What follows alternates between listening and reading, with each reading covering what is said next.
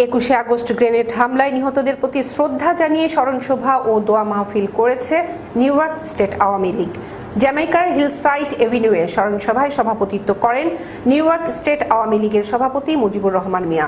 অনুষ্ঠান পরিচালনা করেন সংগঠনের প্রচার সম্পাদক ইসমাইল হোসেন স্বপন। প্রধান অতিথি ছিলেন যুক্তরাষ্ট্র আওয়ামী লীগের সভাপতি ডক্টর সিদ্দিকুর রহমান। বক্তব্য রাখেন যুক্তরাষ্ট্র আওয়ামী লীগের প্রচার সম্পাদক হাজি এনাম, মোর্শেদা হাসান, রফিকুল ইসলাম সহ অন্যান্যরা। আয়োজনে মোনাজাত ও দোয়া পরিচালনা করেন মুয়াজ্জিন মনির হোসেন।